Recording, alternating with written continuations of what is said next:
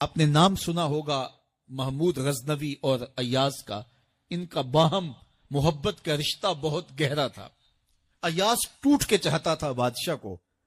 اب دیگر مصاحبین حسد کرتے تھے، بغض رکھتے تھے. وہ کہتے تھے کیا اس میں کرشمہ اور کمال ہے کہ بادشاہ اس کو اتنا ہی چاہتا ہے. تو بادشاہ جب ان وزراء کا، مشیروں کا حسد حد سے بڑا ہوا دیکھا تو ایک دن سب کو اپنے دربار میں حاضر کیا. دربار میں ایک تالاب تھا تو اس میں مٹھی بھر کے موتیوں کی پھینک دی اور ایک ایک وزیر کو کہا کہ یہ موتی نکال کے لاؤ اور یہ خیال کرنا کہ تمہارا لباس بھی، تمہارا بدن بھی نہیں بھیگنا چاہیے. تو سب نے کہا کہ یہ عجیب بات ہے کہ حوض کی تہ سے موتی نکال کے لائیں اور لباس بھی نہ بھیگے اور بدن بھی نہ بھیگے، یہ تو لازمی ہوگا. پھر دوسرے وزیر کو کہتا کہ یہ موتی نکال کے لاؤ، تمہارا لباس بھی نہیں بھیگنا چاہیے، تمہارا بدن بھی نہیں بھیگنا چاہیے. تو وہ آگے سے حجت کرتا یہ کیسے ہو سکتا ہے کہ بدن بھی اور لباس بھی نہ بھیگے اور موتی بھی نکال لاؤں. تیسرے کو، چوتھے کو، پانچویں کو، ہر ایک آگے سے حجت کرے، یہ کیسے ہو سکتا ہے. پھر ایاز آ گیا تو بادشاہ نے ایاز کو کہا کہ یہ موتی نکال کے لانے ہیں اور تمہارا لباس بھی اور تمہارا بدن بھی نہیں بھیگنا چاہیے. ایاز نے فوراً چھلانگ لگائی اور موتی نکالے. جب باہر نکلا تو بدن اور لباس پانی سے نچڑ رہا تھا.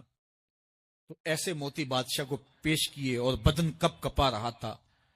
تو بادشاہ بڑے غصے سے کہا کہ ایاز تمہارا بدن بھیگ گیا، تمہارے کپڑے بھی بھیگ گئے. میں نے کہا تھا لباس بھی نہیں بھیگنا چاہیے، کپڑے بھی نہیں بھیگنے چاہیے. تو ایاز بڑی لجاجت سے عرض کرنے لگا بادشاہ سلامت، آپ کے دو حکم تھے. ایک یہ کہ موتی نکال کے لانے ہیں، دوسرا حکم یہ تھا کہ لباس اور کپڑے بھیگنے نہیں چاہیے. تو ایک حکم میں نے پورا کر دیا ہے، دوسرے کی معافی چاہتا ہوں. تو صاحب اللہ نے حضرت انسان کے سینے میں جذبات کا ایک جہاں آباد کیا ہے. شیطان کو بھی انسان کے پیچھے لگا دیا اس کی آزمائش کے لیے، اس کے امتحان کے لیے.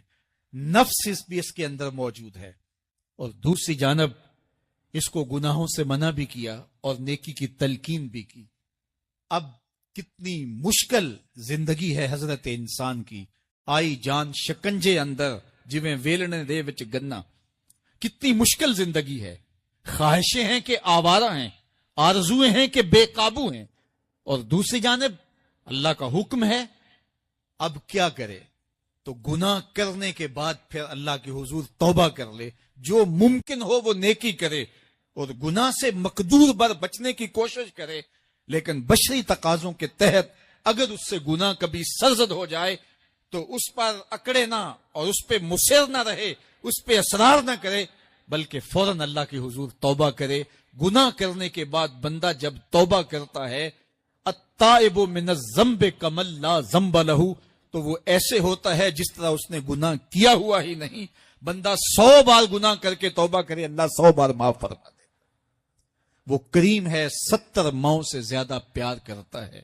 تو بندے اس کی دہلیز پہ جب توبہ کرتے ہیں، رجوع کرتے ہیں اور اس سے معافی مانگتے ہیں، تو وہ یہ نہیں دیکھتا کہ یہ گناہ گار کتنا بڑا ہے. وہ یہ دیکھتا ہے کہ یہ میری دہلیز پہ آیا ہے اور اس کے ما قبل کے سارے گناہ معاف بھی کرتا ہے، بلکہ گناہوں کو بدل کے نیکی